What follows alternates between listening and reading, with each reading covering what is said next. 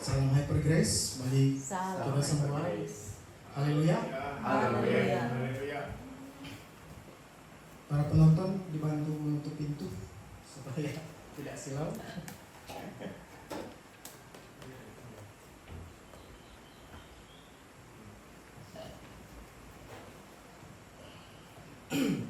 Topik yang saya bawakan pada sore hari ini menyangkut dengan beberapa kesaksian tadi, seperti Pak Novi bilang, connecting lagi dengan Tuhan Yesus Kristus, yaitu reconnecting. Masih kabur. Ini soal lebih bagus. Oh Ya, biasanya lebih. Oke. Jadi judulnya kita reconnecting atau terhubung kembali. Pertama-tama kita harus pakai dulu ya. Jadi hubungan kita dengan Tuhan Yesus itu saling terhubung dari atas ke bawah dan dari bawah ke atas. Jika kita melakukan kesalahan, hubungan dari atas ke bawah tetap stabil, tapi dari bawah ke atas yang terganggu atau disconnect. Baik, kita buka bacaan kita di sore hari ini, terdapat dalam Kejadian 3 ayat 9. Kita kembali ke Perjanjian Lama. Jadi di sini kita membahas tentang Yahweh.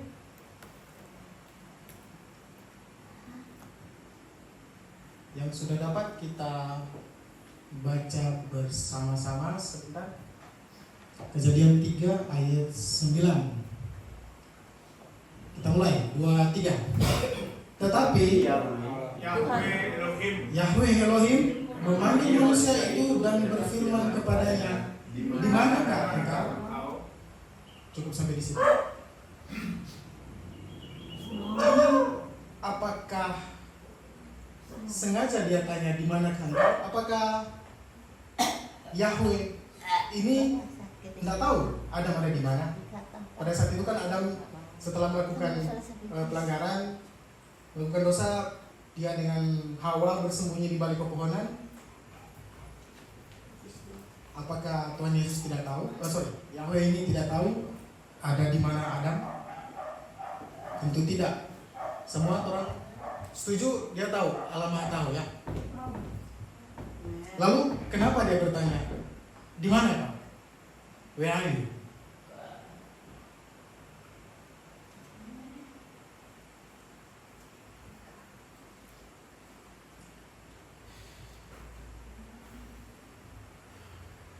Jadi Yahweh tahu di mana tubuh fisik Adam itu berada. Tetapi dia bertanya di mana engkau, ini bukan mengenai tubuh fisiknya, tapi dia mau kejujuran dari Adam, atau Adam sadar bahwa di mana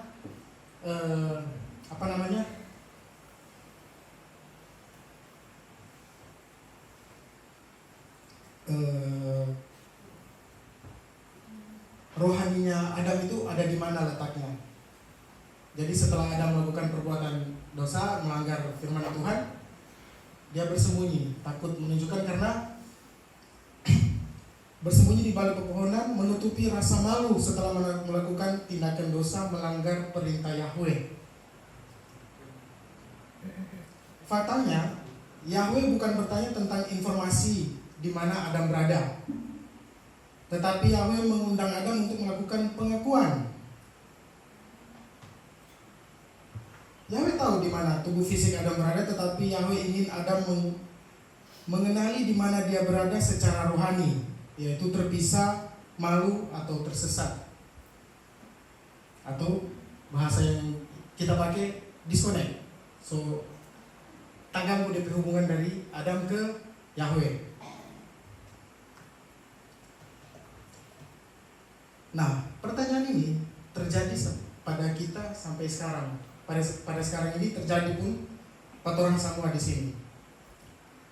Jadi ketika orang terasa jauh dari Tuhan, seperti Pak Novi bilang tadi, rasa gak mampu atau sempat jadi sebagian Thomas. Bahkan kita pun merasa demikian di keadaan tertentu. Di sini kita akan mengingatkan kembali ke Torah. Jadi ketika orang melayang jauh dari keberadaan yang seharusnya orang rohani berada, ketika rasa malu membuat orang bersembunyi di balik orang pe kesibukan, orang pe sosial media, atau ada gangguan lainnya, Yahweh tidak duduk manis lipat tangan dan menunggu kita, tidak. Dia memanggil kita, calling out, atau bahasa lainnya eklesia. Seperti waktu awal-awal event gabung, pastor khotbah tentang panggilan keluar dari kubangan dosa, dipanggil keluar. Dia bertanya, where are you? Dia sudah tahu orang di mana. Dia tanya, di mana? Dirimu di mana? Di mana engkau? Padahal dia sudah tahu apa yang dia mau basa-basi, tanya, mau sempat-sempatnya basa-basi, di mana sih engkau? Nah, dia mau orang jujur dengan orang pe hati. Yaitu orang mengakui orang pe perbuatan, orang pe kelakuan. Bukan tentang mau update di mana sih kita, oh sekarang kita ada di sini begini, bukan. Jadi dia menanyakan orang pe ketulusan hati, kejujuran, karena kejujuran itu mengikuti hati mengikuti iman. Nah, kalau so dapat tanya seperti itu, orang mau jawab bagaimana? Where are you? Siapa yang boleh jawab? Kira-kira. Nah, kelihatan. Jadi di sini kita bagikan 3 langkah supaya orang bisa menjawab pertanyaan-pertanyaan ini.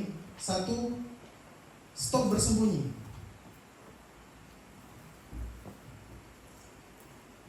Bicara kepada Yahweh layaknya kita berbicara kepada teman dekat kita. Jadikan bahasa tadi beliau teman kita. Jadi seperti orang dapat teman dekat, orang bercerita semua. Itu orang busuk-busuk, orang teman dekat. So itu kalau Ivan ada teman satu, ketika orang tanya, Pak, teman dia keras sekali. Yo, kita nih mau bawa jauh dia atau bawa musuh dia tahu semua tapi busuk. Jadi jangan sampai bawa musuh. Itulah. Jadi kita berbicara kepada Yahweh, kepada Tuhan, pada Yesus itu seperti kita berbicara dengan teman dekat kita sendiri. Itu step 1. Kedua, jujur tentang orang pe hati. Yang tadi stop sembunyi dan bicara kepada Kristus seperti kita bicara kepada teman dekat. Itu kita buka di ayat Ibrani 4 ayat 13. Dibantu Pastor. Ibrani 4 ayat 13. Tuhan so tahu semua. Tapi enggak apa-apa, orang bercerita supaya membentuk kembali orang berhubungan dengan yang di atas. Kita baca bersama-sama Ibrani 4 ayat 13, 2, 3. Dan tidak ada suatu makhluk pun yang tersembunyi di hadapannya, sebab segala sesuatu telanjang dan terbuka di depan mata Dia, yang kepadanya kita harus memberikan pertanggungan jawab. Jadi tidak ada satu makhluk pun yang tersembunyi di hadapannya. Mars dia sengaja bertanya, where are you? Terbuka, telanjang dan terbuka. Apa yang Tuhan mau tutupi? Step 2, jujurlah tentang hatimu. Akui di mana kamu selama ini, akui di mana orang selama ini berada. Maksudnya bukan berada tempat, tapi kerohanian kita di mana? Itu di Yohanes 1 Yohanes 1 ayat 9. Kita buka 1 Yohanes 1 ayat 9. Kita baca bersama-sama. 2, 3. Jika kita mengadu dosa kita, maka Ia adalah setia dan adil, sehingga Ia akan mengampuni segala dosa kita dan menyucikan kita dari segala kejahatan. Kita mengaku dosa kita. Jadi waktu di Taman Eden, dia cuma butuh Adam mengaku, bukan minta ampun. Dia so tahu kuat. Sama seperti orang. Ketika orang melakukan hal yang tidak berkenan di hadapan Yesus, orang mengaku saja. Bercerita layaknya teman dekat, mengaku kita sebaking begini. Dan step 3, mengambil satu langkah lebih dekat dengan Yesus, yaitu buka Alkitab, berdoa, menyembah. Meskipun orang tidak rasa enak mau menyembah atau berdoa atau bahkan membuka Alkitab, malas mau buka, atau aduh mengantuk sekali, lelah sekali. Orang harus luangkan waktu untuk bisa membuka, membangun hubungan lebih dekat lagi dengan Yesus. Karena kalau orang bangun orang berperasaan, coba baking. Meskipun orang malas pada saat orang baking, itu terasa ya sudah, terjadi. Tidak akan ada keluhan lagi. Karena kalau perasaan sudah iko, iman pun baku iko. Itu orang buka di Yakobus 4 ayat 8.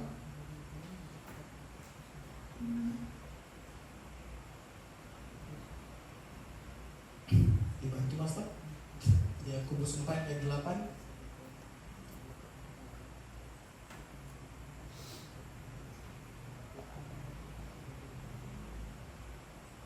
Orang baca bersama-sama. 2, 3. Mendekat kepada Allah dan Ia mendekat kepadamu. Kasihkanlah hati hai kamu orang berdosa dan bersihkanlah hatimu hai kamu yang berdua hati. Mendekatlah kepada Theos, dan Ia akan mendekat kepadamu. Dia tidak duduk lipat tangan, tunggu orang. Jadi orang membangun hubungan dengan Tuhan Yesus itu cuma butuh 3 langkah itu. Apa tadi Kote? Stop sembunyi. Ya, bercerita dengan Tuhan berteman, Tuhan sama dengan Tuhan berteman dekat. Jujur dengan Tuhan hati. Dengan ini. Open your Bible. Pray, worship. Simple sekali. Maka orang akan reconnecting kembali dengan Sang Pencipta, Sang Penciptanya orang.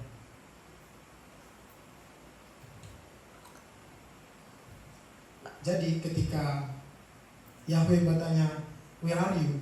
Di mana kau?" Itu bukan tentang penghukuman, bukan, tetapi tentang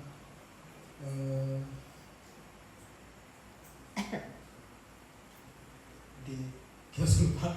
Nanti setelah kita akan cari. Jadi dia panggil itu bukan tentang mencari Adam di mana, mana sudah bikin salah begini, bukan.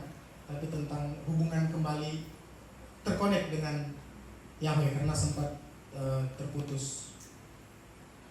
Baik, sampai di sana ada yang mau bertanya? Belum. Nah, ada. Selanjutnya kita serahkan ke pastor karena ada yang bertanya. Sudah sesampai.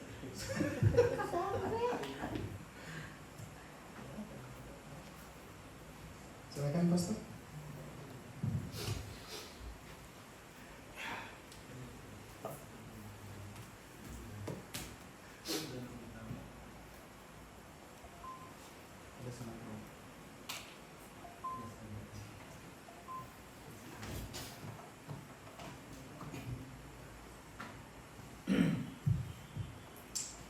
Ivan, di manakah engkau? Langkah pertama, jangan bersembunyi. Nanti Ivan bilang begini, Feren yang tahan bagi kita.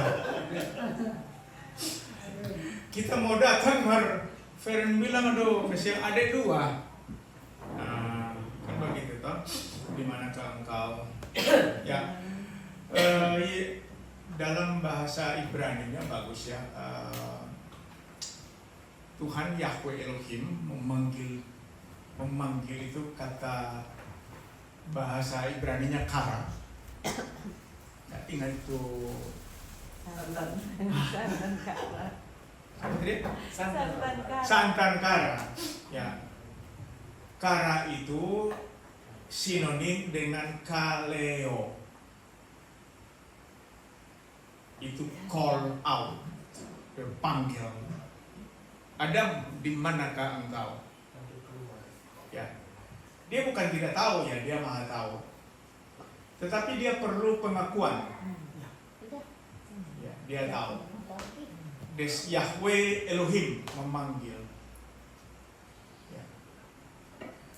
Des marilah kita belajar untuk menggunakan istilah. Kalau perjanjian lama untuk menyebut kata Tuhan kita pakai Yahweh atau El atau Adonai, Yahweh atau Adonai. Kalau cara kerjanya dia pakai kata Elohim, El, Elah, Eloah atau Eloah, Elah. Elah bahasa Aramaik. Jangan dipisahkan ya. Kalau Anda ngomong sendiri Elohim, nah nanti kacau. Elohim yang mana? Nah, jadi dengarlah hai Israel. Ya. Yahweh atau Adonai Eloheinu, Adonai Ehad. Yahweh Elohim, Yahweh Ehad. Ya. Lalu Yesus mengajarkan kepada murid-muridnya, dengarlah hai orang Israel, seperti ada tertulis. Ya. Hati-hati dengan aliran baru sekarang. Ada satu aliran yang tadi saya sudah sebut bahwa apa namanya tuh? Kabalah atau Mesianik. Ya, Mesianik. Jadi Mesianik bilang Yesus itu hanya manifestasi. Nah, ini berbahaya. Ini berbahaya. Hati-hati. Dengan ada tuh apa tuh Christian Science. bukan Christian Science itu dia penggal-penggal Alkitab. Jadi mana yang menurut orang tidak masuk di akal mereka, orang singkirkan. Mengakui. Tetapi ada mazhab satu yang dia mengatakan Yahweh itu iblis. Apa tuh istilahnya? Nanti ya. Jadi kemarin malam masuk di room TikTok, dia menyatakan bahwa kami menolak perjanjian lama. Karena perjanjian lama itu Yahweh itu sadis, sama dengan iblis. Ya, nah ini berbahaya. Ya. Ini sangat berbahaya. Ada itu istilah apa itu ya? Progresif. Apa? Progresif. Profesi. Progresif. Bukan ini aliran progresif, bukan. Ada. Ya, oke, sudahlah. Kita lupakan saja. Kita akan masuk dalam perjamuan Kristus Yesus Tuhan, sakramen kudus